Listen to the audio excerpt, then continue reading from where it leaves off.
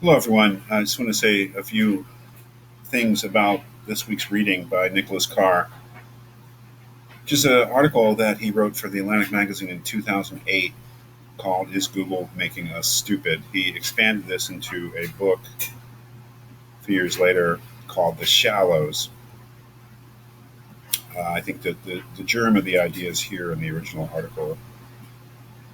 First thing I want to say is that 2008 was a long time ago. It's 12 years ago, and especially in terms of the development of digital technology, it's a very long time ago, and I think that it's worthwhile reading it, obviously. But there are aspects of it which are already outdated, and I think that there's two things to be said about that. The first is that he's talking about the state of digital technology in 2008, and he's talking about it from the point of view of a middle aged person. And I think that both of those are important. You grew up with the internet. He didn't. I didn't. So he sees it uh, in terms of being rewired. You didn't get rewired. I mean, maybe you are being rewired. I guess that's the idea that we're constantly being rewired. But you grew up on the internet. You don't really remember a time before it. You certainly don't remember a world before the internet. Most of you, maybe none of you do. So that's a caveat. That is, I understand that this is an old piece and is written by somebody who's bound to see it in a certain way because of their age. It is also from 2008, and a lot has happened. For instance, you'll see nothing in here about social media, nothing in here about Twitter or Facebook. Those things were just really beginning in 2008. And, the way that Carr sees the internet is, I think, very much reflected in his um, the prominence that he gives to Google. That is, he says here, Google's headquarters is the internet's high church. And even calling it the net or the internet or the web seems kind of old fashioned. I don't, that language is not quite as prominent as it used to be, I don't think. And Google is not the most prominent company and hasn't been for a long time. Of course, it's an incredibly important part of the internet for all sorts of reasons, but it doesn't seem like the future anymore. I don't know what the future is, but Google hasn't been it for a long time. Google was supplanted by the social media companies as the part of the internet that seemed to be the most cutting edge, to be the future. But those caveats or those limitations being acknowledged, I think that this is a very interesting piece and is a beginning in doing what we really want to do, excuse me, which is to try to update Marshall McLuhan's ideas to our contemporary world to some extent. Uh, and that is what I think that Carr is trying to do. This is a quote from the beginning of the essay. As Marshall McLuhan pointed out in the 60s, media are not just passive channels of information. They supply the stuff of thought, but they also shape the process of thought. The medium is the message. Right? And what the net seems to be doing, the net, do we still call it that? What the net seems to be doing is chipping away my capacity for concentration and contemplation. My mind now expects to take in information the way the net distributes it, in a swiftly moving stream of particles. Once I was a scuba diver in the sea of words. Now I zip along the surface like a guy on a jet ski. And I suppose that there's a certain amount of anxiety associated with that statement. It's almost a confession. What he's basically suggested is that he has become more superficial as a result of his use of the internet.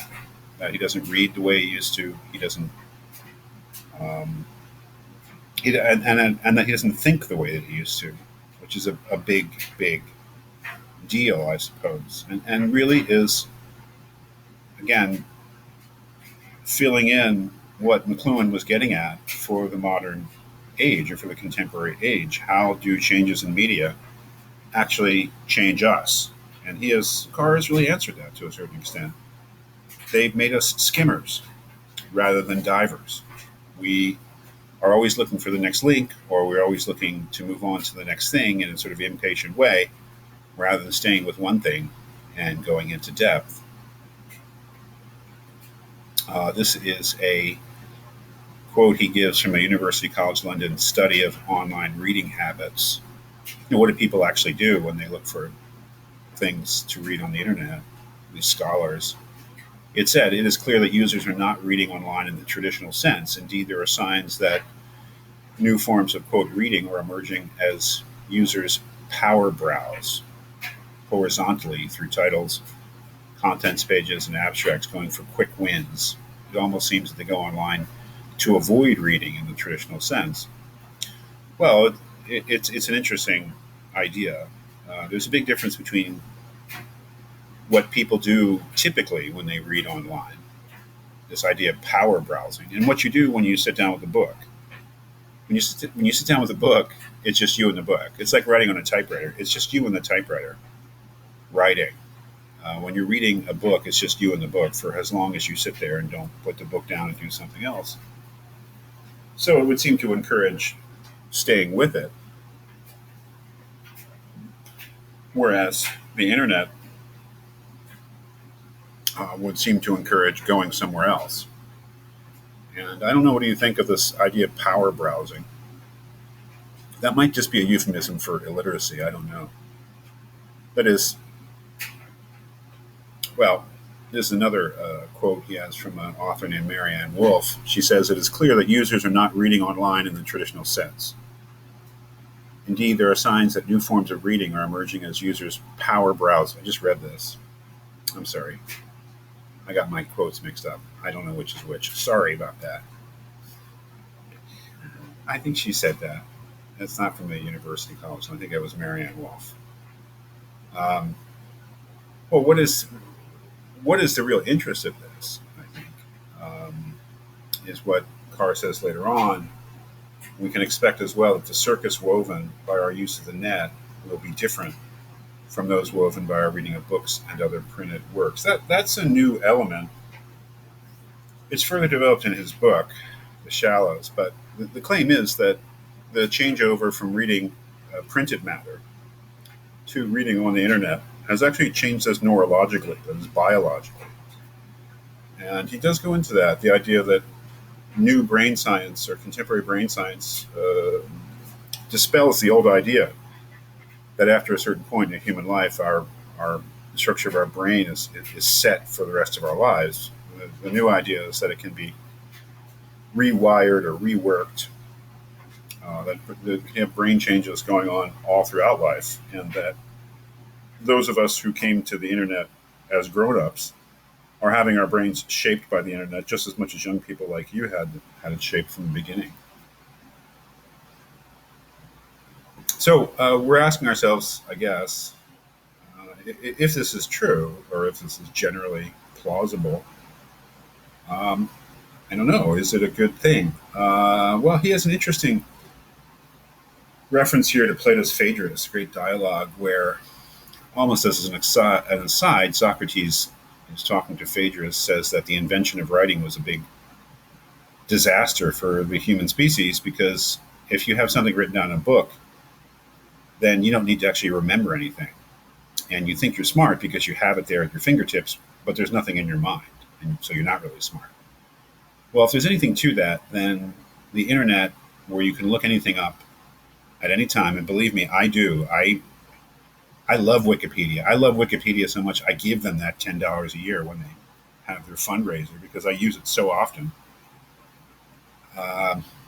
Maybe because we don't really have to remember things, at least facts and names and dates and definitions and things like that, things that are easily looked up.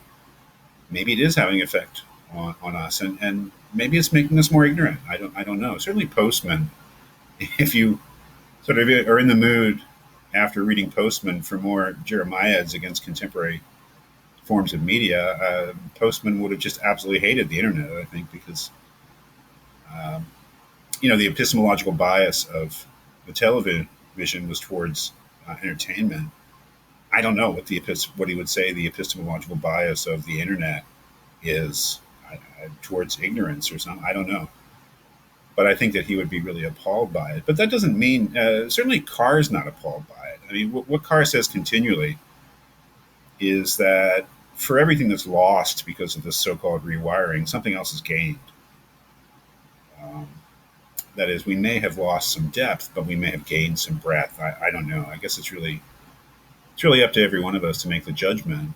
First of all, whether the thesis that we're actually being rewired is in any way true, and secondly, if it is true, if it has any plausibility, whether that is on the whole that rewiring a good or bad thing.